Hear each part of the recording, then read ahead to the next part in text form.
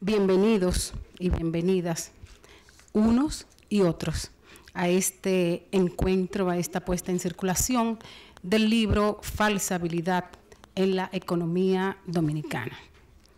Queremos dar una salutación especial a cada persona presente esta noche en este notable evento de puesta en circulación del nuevo hijo de Ivanhoe N.G. Cortiñas. Una nueva luz que se enciende para el conocimiento, una mayor comprensión de nuestra economía, una herramienta para los profesionales, para los estudiantes y también, por supuesto, para los interesados en la política económica y la ciencia dominicanas. Ese saludo especial para cada uno de ustedes se hace aún más especial para el doctor Leonel Fernández, presidente de Funglode, presidente y fundador de Funglode y expresidente de la República Dominicana. Nos honra con su presencia.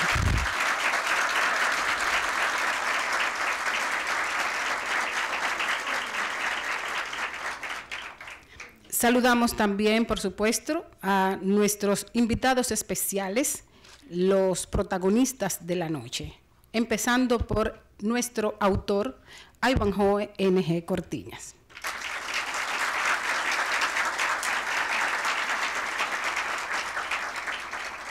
El prologuista del libro, el doctor Virgilio Malagón.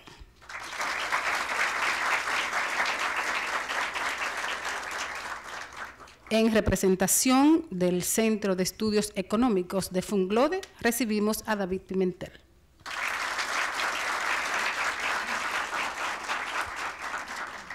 Nos sentimos muy agradecidos de ser siempre bienvenidos en esta gran casa del conocimiento que es la Fundación Global. Queremos iniciar dándole la oportunidad a nuestros anfitriones de saludar el evento y nuestra presencia. Recibamos la presencia de David Pimentel del Centro de Estudios Económicos de Funglode.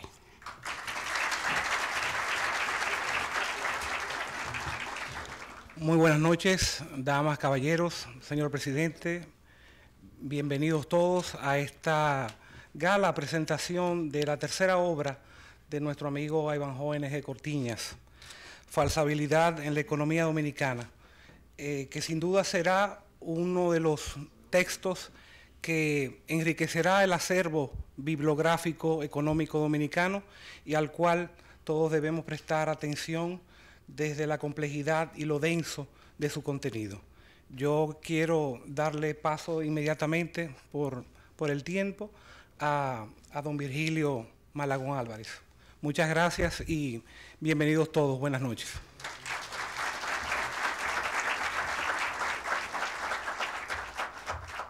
Bueno, nuestro prologuista es el doctor Virgilio Malagón, es PhD en Economía con especialidad en hidrocarburos de la Universidad de Turnhout, Holanda, maestría en Economía Minera en la Universidad de McGill de Montreal, Canadá, licenciado en Economía de la Universidad de Río Piedras, Puerto Rico, y también con un posgrado en esa misma universidad en Planificación Económica. Es director ejecutivo de los fondos FIDE e Infratur del Banco Central. Además, funge como conferencista y articulista. En la actualidad es asesor de la Rectoría de la Universidad del Caribe. Un aplauso para él.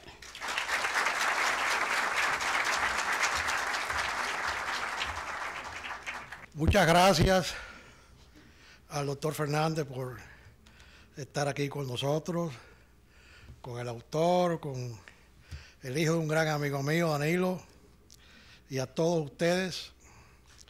Y obviamente mis cualidades de orador no son, vamos a decir, más allá de lo que un compromiso uno pueda tener con un amigo para tener este pequeño coloquio sobre el trabajo de Ivanhoe. Antes de iniciar este diálogo introductorio del libro que hoy se pone en circulación, deseo socializar tres conceptos fundamentales que se conjugan en esta obra.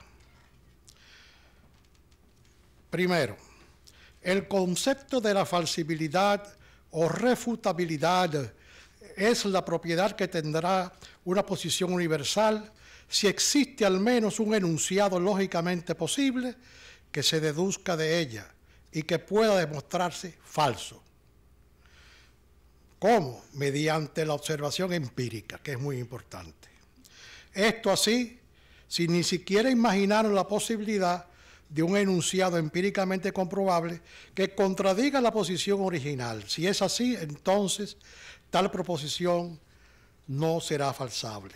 Por ejemplo, para justificar la generalización de que todos los cisnes son blancos, según el método hipotético deductivo, tendríamos que buscar a todos los cisnes para comprobar que todos son blancos, algo prácticamente imposible. En cambio, por el método falsable, habría que hacer todo lo contrario, buscar un cisne de cualquier otro color y así solo haría falta buscar el cisne diferente para falsear esa hipótesis, que es mucho más fácil.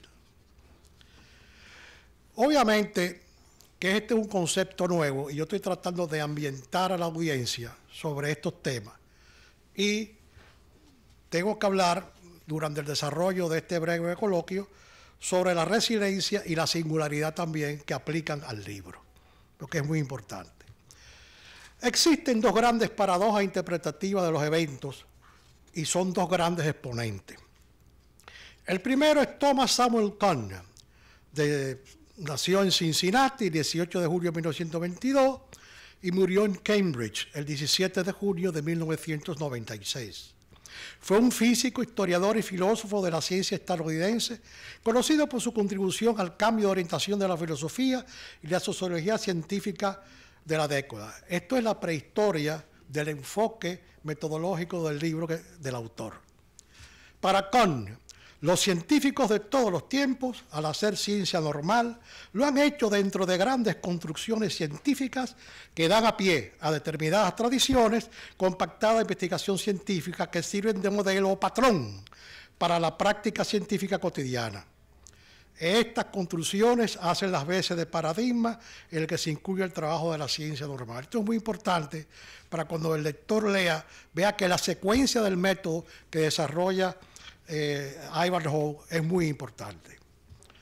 Además, para el famoso filósofo austríaco Sir Karl Raimund Popper, que es realmente el alma que inspira al autor de la falsibilidad de la economía, dice lo siguiente: la base del control empírico de la ciencia es la posibilidad de falsear las hipótesis en un proceso abierto que conduciría tendencialmente a la verdad científica, coincidiendo con en lo referente al método científico. Fíjense ustedes cómo estos paradigmas se entrecruzan y convergen en un propósito fundamental que es el análisis deductivo en base a la evidencia empírica. O sea, no todo lo que brilla es oro, sería una frase muy importante en este caso. Bien, el segundo enfoque es la resiliencia, que también se refleja en la obra de Ivanhoe. La resiliencia es la capacidad de afrontar la adversidad. Desde la neurociencia se considera que las personas más resilientes tienen mayor equilibrio emocional frente a las situaciones de estrés, soportando mejor aún la presión. Es la capacidad de sobreponerse a un estímulo adverso. Además, la resiliencia también es la capacidad de una persona, un hogar, una comunidad, un país o una región de convivir, adaptarse o recuperarse rápidamente de crisis y presiones, que yo creo que eso está muy al día hoy. Bien, piensen ustedes, como ejemplo, en una goma elástica y en la capacidad que tiene de ser deformada, pero volver otra vez a su forma original. Eso es un ejemplo gráfico que le estoy dando. Por último, la resiliencia se manifiesta en la recuperación de los pueblos, la superación profesional, vencer obstáculos e impedimentos físicos, colapso del marco jurídico institucional, por supuesto, debido a la recesión económica. O sea, la resiliencia hace que los pueblos superen las recesiones económicas también. Finalmente, el tercer elemento es la singularidad. que también es parte de esta obra. La singularidad es una noción que tiene su origen en el vocablo latino singularitas. Se trata de la característica de aquello que es singular, poco frecuente, fuera de lo común, asombroso, en fin, sorpresivo. La singularidad, por tanto, es la cualidad que distingue algo de otras cosas en su tipo, también es verdad. Así como es un fenómeno de ocurrencia, también es un fenómeno de identidad. Los seres vivos pueden ser calificados de singulares si presentan ciertos rasgos, ya sea físico en su forma de ser, que lo distinga claramente en el resto de individuos, o cómo se asocian, o cómo son ante sus semejantes de la misma especie. Pero también nuestra economía tiene sus singularidades magistralmente realizadas en esta obra de Ivanhoe N.G. Cortiñas. En resumen, la resiliencia y la capacidad de tener éxito de modo aceptable para la sociedad, a pesar de un estrés de unos de sus vectores, que implica normalmente un grave riesgo de resultados negativos. Eso es muy importante, porque a veces los remedios son peor que la enfermedad. Y eso es desastroso, sobre todo en economía, eso es terrible. Además, nuestro país ha transcurrido por senderos llenos de abrojos y vicisitudes. Sin embargo, siempre ha salido a flote bajo estas circunstancias adversas. Los procesos de modernización, unos impulsados como un colagogo, sí, porque han querido a veces nuestras universidades adoptar esquemas tecnológicos que no hay la plataforma de soporte humano para desarrollarlos e implementarlos exitosamente. Eso es parte de un problema. También solo la intervención de una fuerza laboral y empresarial no parasitaria del Estado puede transformar el esquema actual donde la coima, etcétera, todo este tipo de problemas y el entramado legal inoperante son los obstáculos mayores para este desarrollo sostenido en el sector industrial. También nuestra política arancelaria penaliza más al exportador que el importador. Todas esas cosas se van a reflejar en la obra de Ivanhoe y él lo va a ir exponiendo a base de la técnica de la falsibilidad. También otro factor que podíamos citar es la urgente necesidad de transformar nuestro devenir curricular para volver al ostosianismo, donde las escuelas normales preparaban bachilleres aptos para la enseñanza de quinto hasta el octavo grado y también capacitaban a estos en oficios productivos e innovadores. Es una pena que se haya abandonado el sistema ostosiano, que es parte también de esa capacidad de resiliencia y la singularidad. Todo lo anterior nos demuestra que la resiliencia económica actual se debe más a un perfil de conducta que a otros factores atenuantes. El país dominicano todavía tiene una vigencia de hábitos muy perniciosos para que se desarrolle una industria liviana como soporte a los demás vectores industriales. De ahí, y ahí vuelvo otra vez a la obra, la importancia del método de la falsibilidad como herramienta para revertir estos comportamientos entrópicos nacionales que se han convertido en una singularidad. Bien, ahora pasaré a realizar un breve introito a esta magnífica obra como referente al pensamiento económico pragmático. En primer término, en el caso que nos ocupa, es para mí un reto enorme realizarlo debido a la relación de amistad y, vamos a decir, y pericia profesional que me une al autor. Esto es muy importante, es un doble compromiso que yo tengo. La trayectoria profesional del licenciado N.G. Cortiñas se puede enmarcar dentro de los umbrales más exitosos de esa playa de profesionales que han descollado en los últimos 20 años. Este despliegue exitoso lo ha plasmado en un desempeño como profesional al frente de varias instituciones que impactan directamente el acontecer económico dominicano. Entre estas podemos citar la Tesorería Nacional, la Contraloría General de la República, la Superintendencia de Valores, la Superintendencia de Bancos, etc. Nacido en Santo Domingo, se graduó de licenciado en Ciencias Económicas en la Universidad Autónoma de Santo Domingo, de donde pasó a ser graduado postulante en la Maestría de Economía de Planificación y Desarrollo del Consejo de Universidades Centroamericanas. Además, A nivel internacional, posee varios diplomas y reconocimientos sobre temas económicos y geopolíticos de prestigiosos centros académicos, no solamente en el país, sino también en el exterior. El título de este compendio, sobre los gustos y preferencias por los orígenes de la información, que el autor intitula Falsibilidad en la economía dominicana, nos deja entrever una gran influencia metodológica del famoso filósofo austríaco Sir Karl Raimund Popper. Este pensador tenaz e iconoclasta se forjó durante el enclave conocido como la Viena Roja, un entramado cultural que fue conceptualizado por el arquitecto vienés Karl Edmund N. en el 1884, que constaba de 1.380 módulos habitacionales que acogió a toda una pléyade de pensadores vanguardistas, donde Popper no fue la excepción. Este enclave se construyó como un muestrario del poder de las nuevas políticas sociales y económicas de la democracia socialista. El postulado primordial de Popper se enmarca dentro de este precepto fundamental. La base del control empírico de la ciencia es la posibilidad de falsar las hipótesis, o sea, cuestionar. Es un proceso abierto que conduciría tendencialmente a la verdad científica. ¿Cuánta razón tenía Popper? Este proceso se contrapone a las corrientes del historicismo clásico, que entiende que es posible determinar racionalmente el curso futuro de la historia.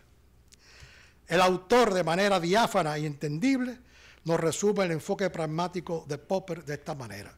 Cito del libro de Ivanhoe. Conforme a Popper, cuando una posición no puede refutarse, podría considerarse como verdadera, pero si se refuta, ya sería una verdad provisional. Si algo se puede falsear, entonces se puede negar, obviamente, pero si no se puede lograr, queda la vía de ser considerado como una verdad.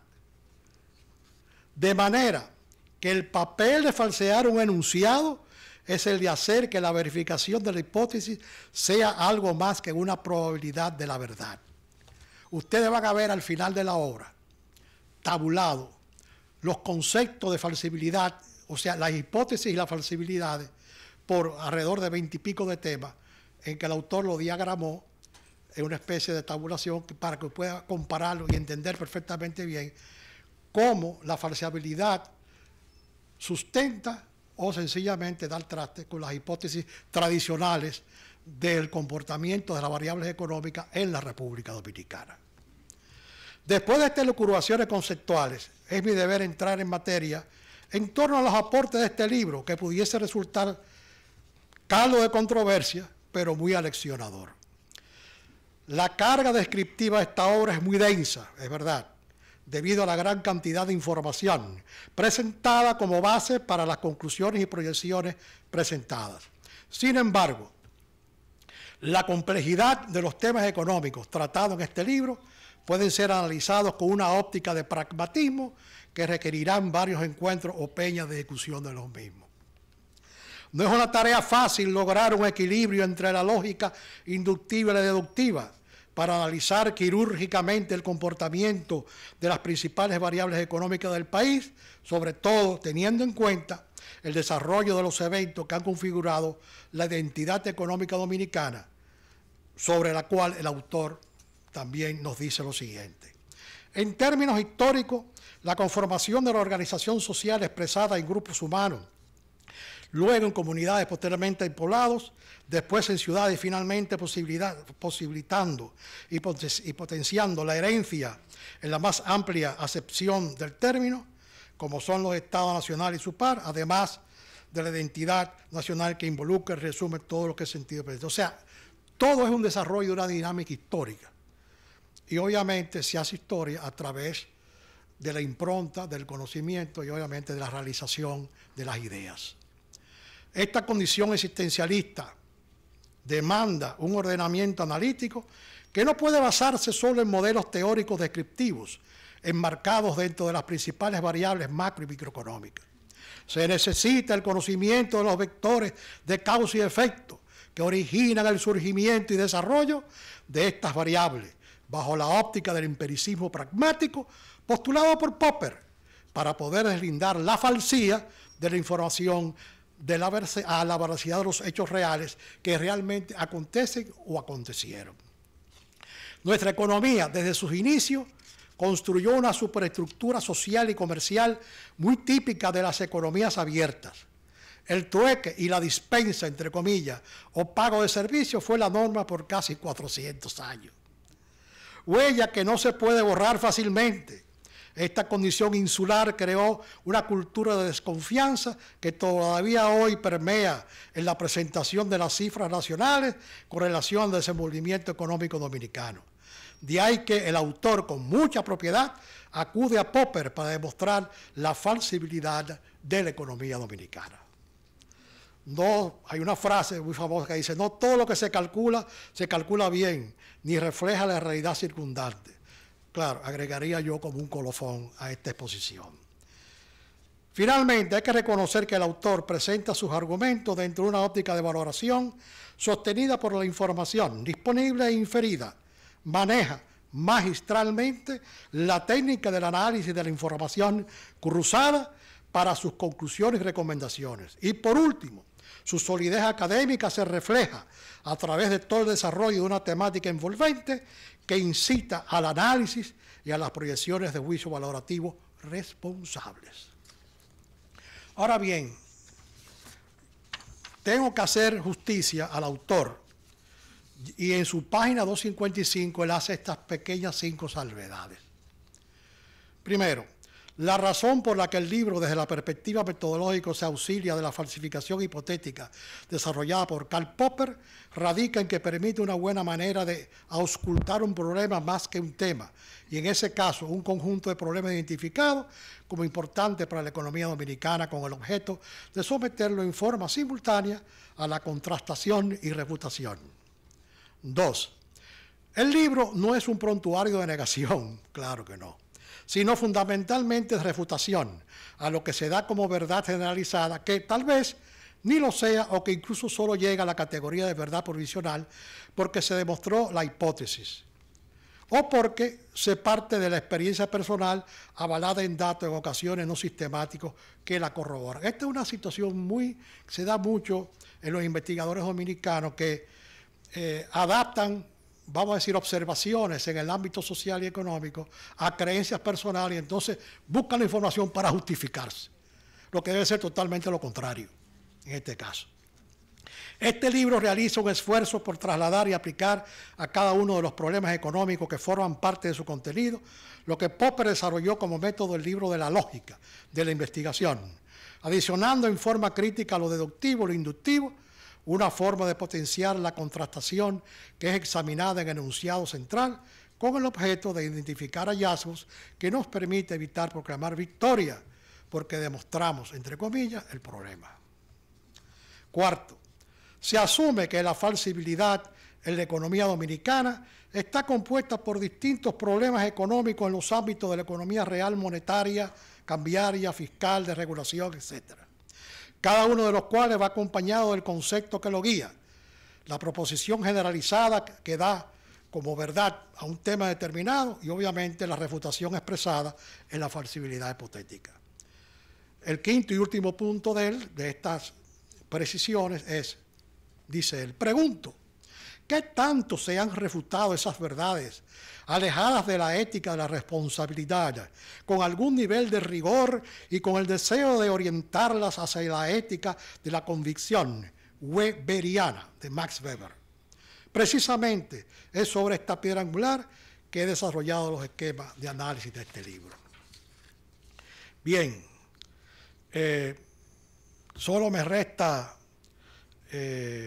decirles que y volver a hacer énfasis que traten de leer la página de la 255 en adelante, que es la parte que está esquematizada, todo el desarrollo del libro, lo cual va a ser de mucha utilidad. Por lo demás, agradezco al doctor Fernández, a Funglode, a los distinguidos visitantes y a los compañeros que me acompañan acá, y bueno, vale la porrugullada, y a mi gran amigo Ayvan Jóvenes Cortiña por darme la oportunidad de tener este conversatorio con ustedes. Muchas gracias.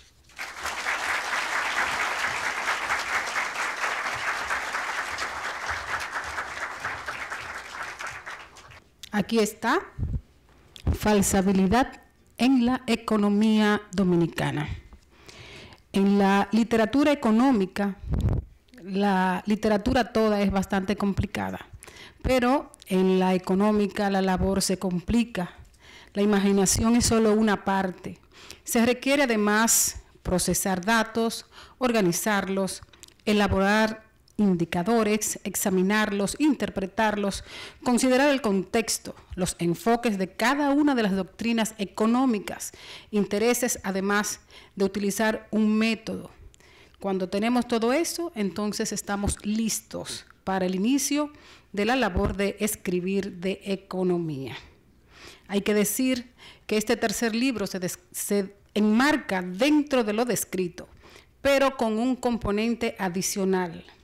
Es la primera vez, que ya lo comentaba nuestro prologuista, que se usa el término de falsación del filósofo austríaco Karl Popper.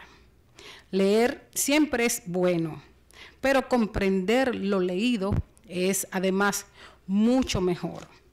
Aplicar lo entendido es lo óptimo. El autor esta noche, además de escribir sobre falsabilidad en la economía dominicana, hace también una recopilación de trabajos totalmente nuevos.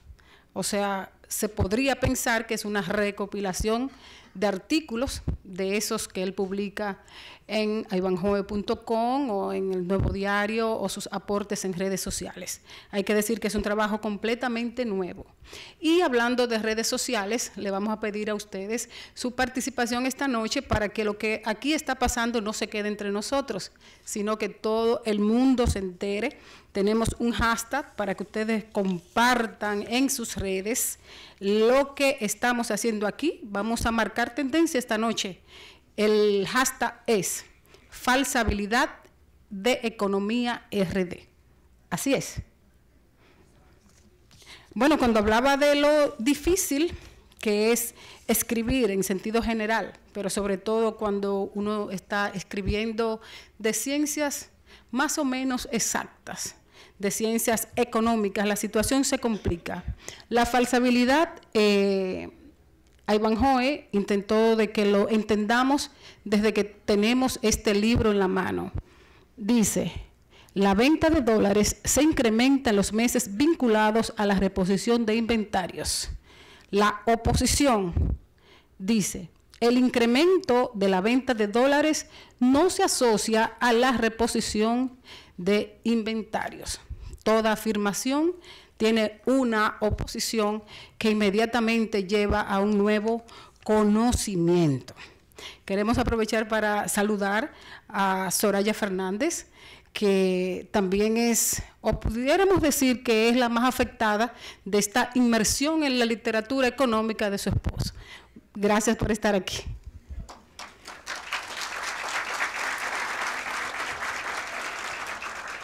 Bueno, a sus hijos y a toda la familia. Queremos agradecer al prologuista del libro, también al auditor gramatical Eduardo Guerra, al diseñador de la portada, el artista Osiris Gómez, que ya la leímos. El libro está esta noche aquí a un precio especial de 500 pesos. Luego va a estar tanto en Cuesta de Santo Domingo como de Santiago a 600 pesos, pero nos gustaría que se lo lleven esta noche para garantizar el éxito de esta inversión. Queremos agradecer también al fotógrafo Adalberto Ten, a la diseñadora gráfica Beatriz Lasis y al impresor José Caraballo, así como también a la Fundación Global Democracia y Desarrollo, Funglode, que es nuestra anfitriona esta noche, y a algunos empresarios que están por ahí y que creen en la labor del escritor. Gracias de parte de Ivanhoe por su apoyo material. Ya sabemos que tenemos que marcar tendencia, pero lo primero es que vamos a escuchar y podemos aprovechar las palabras de Ivanhoe para compartir algunos conceptos de los que él emita esta noche, porque Ivanhoe N.G. Cortiñas es economista, egresado de la Universidad Autónoma de Santo Domingo, UAS, Eso fue hace mucho, en febrero de 1985. Máster en Economía y Planificación del Desarrollo de la Universidad Autónoma de Honduras en el 90. Diplomado en Economía Política y Política Económica en Henry George School de Nueva York en el 91. Y en Gestión Social en el Instituto de Desarrollo INDES del Banco Interamericano de Desarrollo en Washington. Eso fue en el 1995. Es articulista y autor de los libros Hechos Monetarios y Fiscales en el 2015, casi todo sobre la economía dominicana en el 2016, que presentamos en este mismo foro, y coautor del tomo 10, Economía y Estadísticas de la Enciclopedia Ilustrada de la República Dominicana. Falsabilidad en la economía dominicana es su tercer libro, en donde realiza el esfuerzo por trasladar y aplicar a cada uno de los problemas económicos que forman parte del contenido de este libro, la lógica de investigación, la falsación. Vamos en este momento a recibirlo aquí. Un aplauso.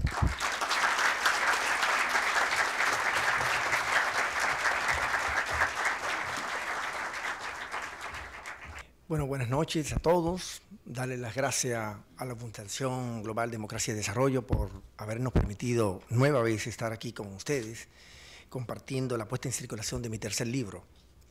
De igual forma, a don Virgilio Malagón, el prologuista de este libro, y obviamente a una persona que inspira a la lectura, no solo porque ha generado pasiones, ha generado conflictos, sino también porque ha dejado un legado en la República Dominicana por su impronta. Agradecer por esa razón al presidente Fernández, que nos honra con su presencia esta noche, así como también a el profesor David, en representación de Funglode. El entramado conceptual abstracto que ha descrito y de alguna forma ha explicado Virgilio pudiera asustarlo a ustedes y no tal vez animarse a leer mi libro. Y la idea mía es que lo lean. Y yo he pensado que la mejor forma de uno leer algo es cuando se logra aplicar lo que uno ha leído. Y justo de eso trata este libro.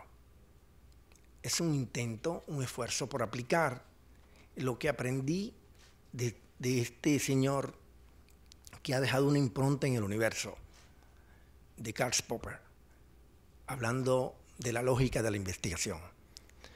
Entonces, pienso que ustedes no deben asustarse por esa razón, porque la agudeza intelectual, académica de Malagón pudiera dar esa impresión, porque cuando lo conocí también a mí me dio esa impresión, y luego él mismo me ha catalogado como su amigo, y yo también lo catalogo a él como mi amigo. De manera que en esas tertulias que hemos sostenido, virtual, física, en su casa, en otros lugares, ha sido enriquecedor para mí, incluso ayudó mucho a este libro a fortalecerlo en algunos aspectos que uno a veces no ve desde una acera. ¿Y qué resulta? En la numerología antiquísima, algunos historiadores tal vez la pueden ubicar hasta en el siglo IV a.C., asocian o importantizan el uso de la técnica de interpretar cosas a través de números.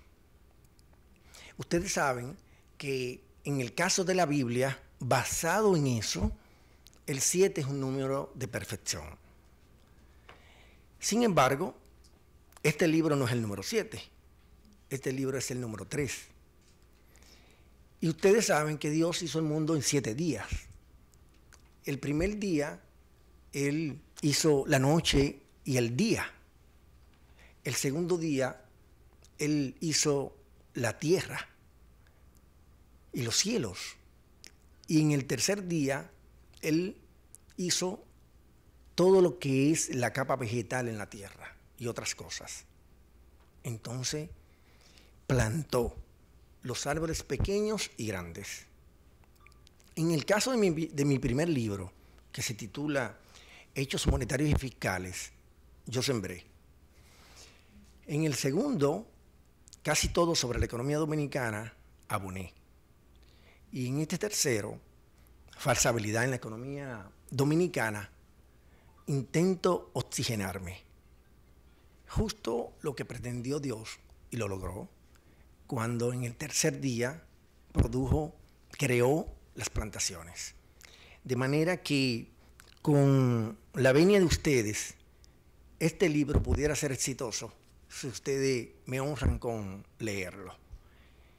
Y creo que es una buena forma, porque al leerlo, ustedes se darán cuenta de cómo muchos mitos pueden desmitificarse, o cómo muchos enfoques pueden robustecerse a partir de cosas que ustedes van a leer en el libro, si tienen el interés de hacerlo, con la ventaja también de que no necesariamente tienen que empezar a leer desde la primera página, sino que lo pueden leer en uno de los temas que quieran seleccionar conforme al índice. ¿Y qué resulta? Malagón de alguna manera citó a Weber, porque creo que también lo vio en mi libro. Max Weber fue un historiador, sociólogo, filósofo y bueno, no sé qué otras tantas áreas del saber, del conocimiento desarrolló. Y de seguro que él no se imaginó que iba a dejarle una impronta a muchos profesionales. Y de esas improntas que él dejó, se la ha dejado a los economistas y a otros. Pero me cabe destacar lo de los economistas por la calidad que tengo de ser economista. Y resulta que Max Weber escribió hace un tiempo lo que él denominó la ética de la convicción y la ética de la responsabilidad.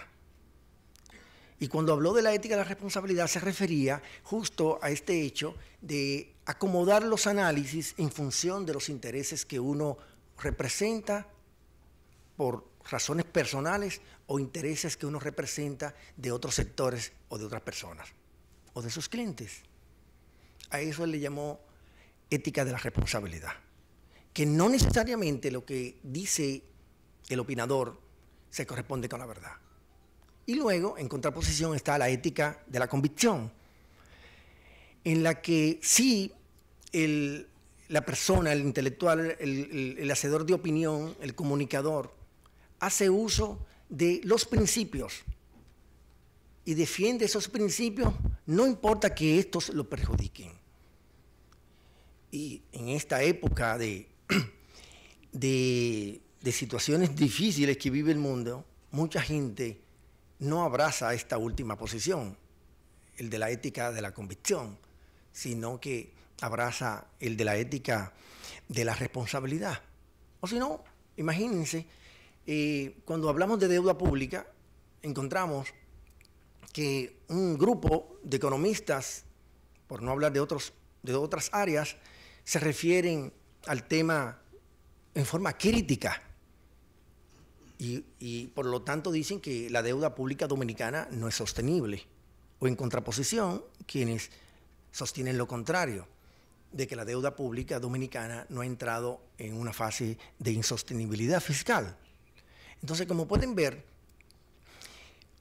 usted contrata a un economista para que le aborde el tema y encontrará que dependiendo de quién lo contrate, se inclinará por uno de estas dos posiciones. Y ahí está la impronta, sin quererlo, tal vez, de Max Weber, cómo ha impactado, cómo ha afectado o cómo ha influenciado en el quehacer profesional de muchos de nosotros. El otro científico al que quiero hacer uso esta noche como para justificar mi libro es de un físico italiano que no tiene que ver nada con la economía. Y en base a lo que ese físico desarrolló, se construyó lo que se conoce como la paradoja de Fermi.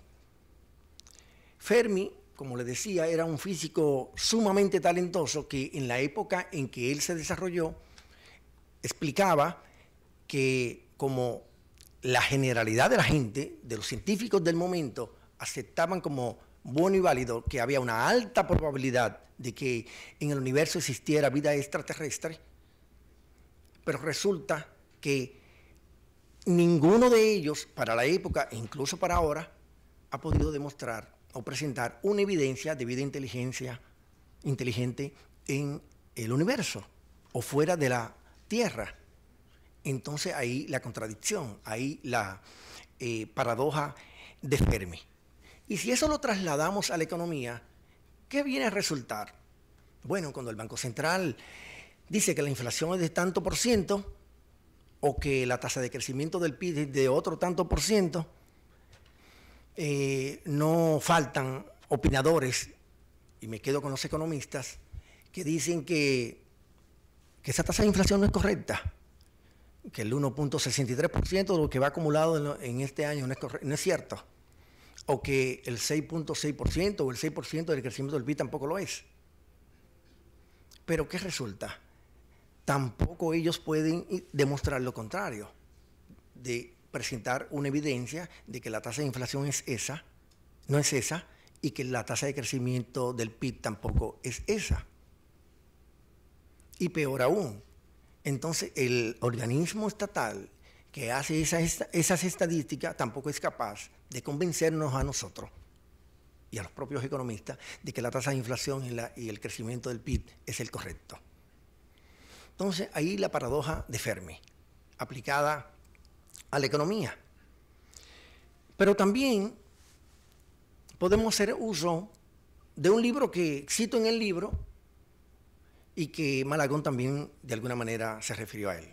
Es el libro del Cisne Negro, un libro que para mí me ha dejado huellas profundas desde que lo conocí. Y su autor, Nassim Taleb, desarrolló esa parte para mí tan neurálgica que tiene que ver con el impacto de lo improbable. Y resulta, el presidente Fernández escribió en estos días un artículo, creo que la semana pasada, en la que a modo de introducción él hacía referencia de que muchos hacedores de opinión deportiva no se imaginaban que Bélgica en la Copa Mundial de Fútbol le iba a ganar a Brasil. Y pasó lo improbable, porque en los numeritos Bélgica no podía competir con Brasil, y ciertamente lo es, pero terminó ganando Bélgica. Entonces ahí un ejemplo en el área deportiva del impacto de lo improbable. Pero resulta que eso también lo podemos ver en la economía. El Banco Central la semana pasada, dio a conocer la tasa de política monetaria. Esta tasa de política monetaria en la que la aumentó 25 puntos básicos o 0.25%. Y yo recuerdo que tan pronto lo anunciaron por los medios de comunicación, muchos medios de comunicación empezaron a caerle atrás a los economistas para procurar su reacción.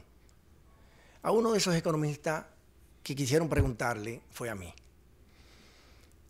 Yo no quise dar ninguna respuesta y le dije, si me das media hora o una hora, yo podría responderte, porque quiero hacer un cálculo. Pero ellos no me dieron esa oportunidad porque, como ustedes saben, la noticia en la televisión es ahora, no cuando yo quiera. Y ellos la querían en ese momento. Pues ellos lograron la reacción de varios economistas.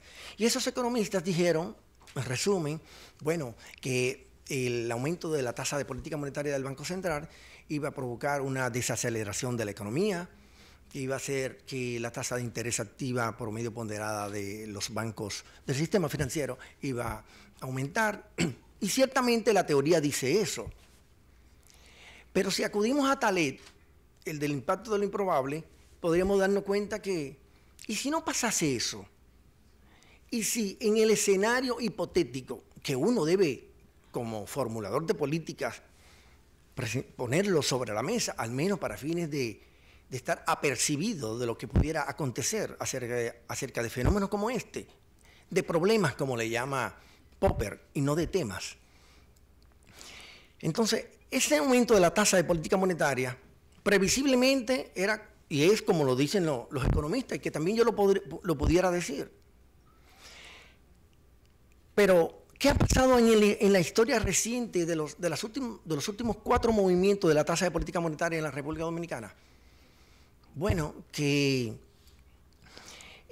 cuando la tasa de política monetaria aumenta, como fue el caso, inmediatamente aumenta, en el mismo momento, a partir de ese mismo momento, aumenta la tasa de los bancos. No así pasa cuando baja. Cuando la tasa de política monetaria baja, la respuesta, la reacción, el efecto transmisión no acontece con la misma celeridad como ocurre cuando aumenta la tasa de política monetaria. Eso dice la evidencia empírica observable, no la especulativa, que era la que yo quería procurar para darle una opinión de cierto peso acerca de la pregunta que me estaban formulando. Y bueno, el cálculo me llevó a proyectar lo que pudiera ser el aumento de la tasa de interés bancaria de cara a este aumento de la tasa de política monetaria. Pero no viene al caso entrar en esa parte. Lo que quiero destacar es que y en este uso de aplicación, reitero, porque la lectura alcanza su óptimo cuando usted logra aplicarla, en esto de Talet, y si no pasare lo que decimos nosotros los economistas, que ante un aumento de la tasa de política monetaria va a aumentar la tasa de interés bancario y la economía pudiera contraerse. Y si la tasa de interés bancaria no se mueve, y si no afecta al comportamiento del PIB, ¿frente a qué estaríamos encontrándonos nosotros, especialmente los hacedores de políticas públicas del momento? En una situación incómoda. Entonces, escenarios como ese, pues obviamente es importante examinarlo, ponderarlo, auscultarlo en la dimensión que requieren los problemas de la economía de un país. Pero también resulta, y estas cosas están en el libro, de falsabilidad en la economía dominicana, una expresión que hemos querido acuñar, que tiene que ver con el efecto Sinatra. En el efecto Sinatra, muchísimos de nosotros, especialmente los que hemos pasado por universidades, nos llenamos de orgullo cuando decimos que demostramos una hipótesis. Y no nos enseñan que tal vez usted no ha demostrado una hipótesis, que a lo más que ha podido llegar es a corroborar una hipótesis, que es distinto. Entonces, ahí aparece Popper, diciendo, es más que eso, es más que corroborar, se requiere refutar, se requiere falsear. Y ahí viene el título de este libro, de falsabilidad en la economía dominicana. Pero algo más, cuando haciendo uso de esta expresión del efecto Sinatra, si cualquiera de nosotros hacemos una retrospectiva y nos preguntamos, ¿y es Sinatra el autor de esa canción famosa A Mi Manera? Probablemente la primera información que nos llegase a la mente es sí, es Sinatra. Pero no fue Sinatra, fue Polanca. Y Polanca entonces se inspiró en un autor francés que en ese tiempo, como no había mucho ese problema del derecho de autor, él cogió la melodía de esa versión original francesa y le puso letra en inglés. Y ahí surge A Mi Manera. Entonces muchos economistas hacemos economía a mi manera. Y no es buen consejo. Yo estaba en estos días en una reunión con un grupo de economistas, amigos, colegas y compañeros, y yo le presentaba, en un trabajo de discusión, le presentaba una serie de ponderaciones. Y en una de esas ponderaciones presentaba un cuadro en la que intentaba explicar el grado de cobertura del ingreso público respecto al gasto. Y también intentaba explicar el grado de el grado de eficacia del gasto público frente al ingreso. Los cuadros no se explican por sí solos. Los gráficos pudieran explicarse por sí solos, pero provienen de los cuadros. Los cuadros no es más que la sistematización de lo disperso. Y entonces, mi colega economista me cuestionaba acerca de que el cuadro no se entendía. Pero los cuadros no son para entenderlo, los cuadros son para explicarlo. Entonces no es a mi manera, es el método. Entonces, de ahí la importancia de tener presente un método cuando se abordan las cosas. Y en este libro, que hago uso de este autor austríaco, de Karl Popper, es parte de las enseñanzas que me ha dejado en la aplicación. Y para no aburrirlo, solamente voy a poner 3 ejemplos de una veintena de ejemplos de problemas que aparecen en el libro y que no había publicado por ninguno de los medios, como decía Maribel, sino que lo tienen por vez primera en este libro de 277 páginas. Tiene que ver con, como decía, de una gama de problemas y que he querido solo seleccionar 3 para fines de cautivarlos a ustedes y cuando salgan me compren el libro aquí o en la librería. Entonces, y uno de esos problemas tiene que ver con el tema de la depreciación monetaria. A todos los economistas que nos preguntan si la depreciación monetaria favorece, promueve, fomenta las exportaciones de nuestros países, diría que sí. Y en un examen usted le diría que está bien la respuesta. Porque la literatura económica en general eso es lo que dice. Pero esa literatura económica la mayoría de las veces se hace en países desarrollados. No se hace en países como el nuestro. Un país como el nuestro que no tiene capacidad para fijar precios en los mercados internacionales, ni del presente ni de los mercados de futuro. Pero tampoco tiene capacidad de política por razones de geopolítica, ni tampoco tiene un rubro estratégico que controle. Por lo tanto, no tiene incidencia en la fijación de precios, explicado ni por el lado económico, ni tampoco explicado por el lado político. Entonces, nos encontramos en que nuestros países, la República Dominicana, países como el nuestro, no tienen capacidad para eso. Y como no lo tiene, entonces quise auscultar las estadísticas. Las estadísticas, a ver, ¿qué me decían las estadísticas? No que digo yo, sino en base a un método, al método de Popper, y auxiliado de un diagrama que se conoce como el diagrama de Pareto. En este diagrama de Pareto, nosotros construimos un análisis de más de 156 a 163 meses. Una muestra, valga la redundancia, representativa. ¿Y qué hallazgo encontramos? ¿O qué hallazgo se pueden revelar o se revelan en el libro? De que la depreciación, los meses de mayor depreciación en la República Dominicana son enero, octubre y noviembre. Más los meses de mayor exportación son febrero y marzo. De manera que en ninguno de los 156 o 163 meses encontramos una correspondencia. Igual también cuando sucede el efecto contrario, es decir, cuando hay una baja o nula depreciación, usted no encuentra que las exportaciones se depriman. Y el mismo ejercicio se hace y con los meses que dan cuenta que en el caso concreto encontramos que, para serle preciso, que enero y septiembre son los meses de menor nivel de depreciación, mientras las exportaciones, los menores meses de exportación son febrero y marzo. Pero si vamos a algo más actual todavía, que tiene que ver con el tipo de cambio, encontramos que, analizándolo desde el punto de vista de lo que he denominado en el libro el efecto calendario de la demanda de dólares, quise hacer el examen de la data a partir de lo más detallado posible, pero mis amigos del Banco Central no me ayudaron y tampoco su web. Quise hacerlo por día y no es posible, pero lo ideal hubiera sido por día, pero no pude.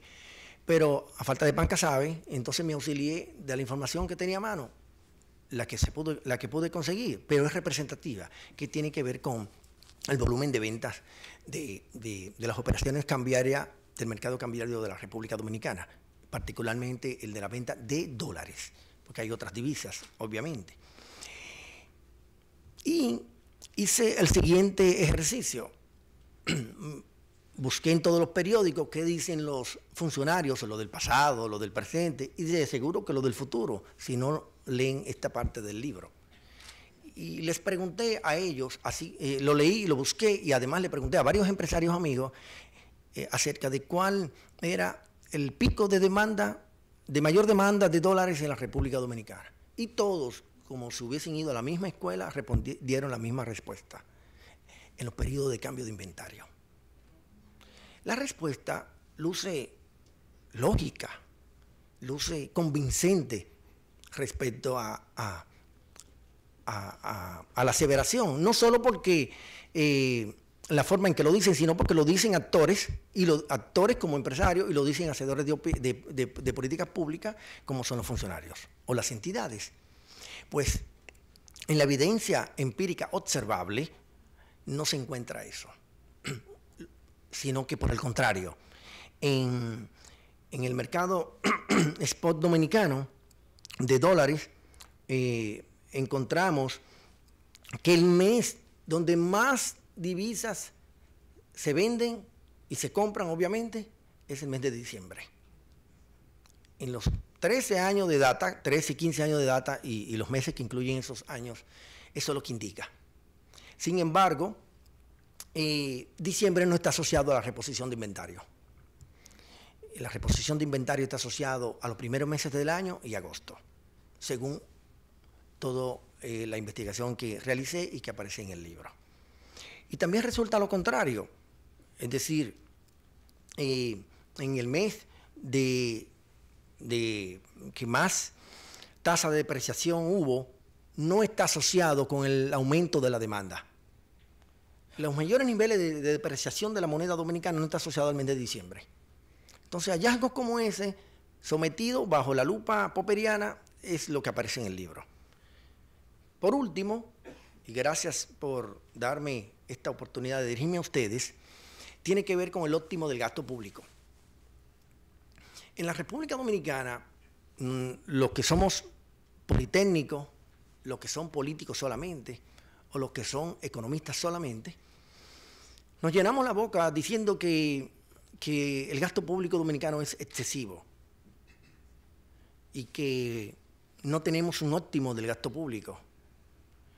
Y bueno, es tanto las veces que lo hemos dicho en todos los escenarios que lo terminamos asumiendo como una verdad absoluta, ni siquiera como una verdad provisional como sugiere Popper.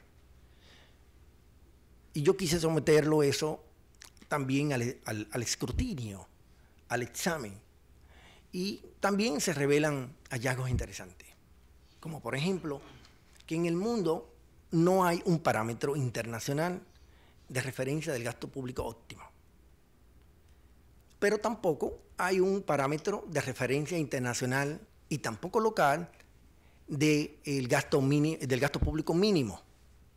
En consecuencia, si usted no tiene un parámetro de gasto público máximo, óptimo, y al revés o al contrario, en el piso mínimo, pues obviamente es difícil decir que un país, la República Dominicana, Dinamarca, China o los Estados Unidos o Francia o el país que usted quiera seleccionar, no va a encontrar que hayan esos indicadores. Por lo tanto, en el caso dominicano encontré, no le voy a revelar todo lo que encontré porque entonces no me van a leer el libro, que parte de esa explicación está en la Constitución Dominicana. La Constitución Dominicana del 2010, contrario al resto de las constituciones, es la única constitución que tiene un alto contenido económico. Las otras constituciones tenían señalamientos que tienen que ver con la moneda, con el territorio, con el papel del Banco Central en ese aspecto solamente de la moneda y algo del presupuesto de la nación. Pero aquí, en la Constitución del 2010 No la constitución económica, como algunos autores prefieren llamar. Yo diría que no. Yo preferiría llamar las constituciones con alto contenido económico como la nuestra, que sí lo tiene, que abarca todo lo relativo al sistema económico dominicano, no al modelo, todo lo relativo a nuestra moneda, todo lo relativo a las finanzas públicas.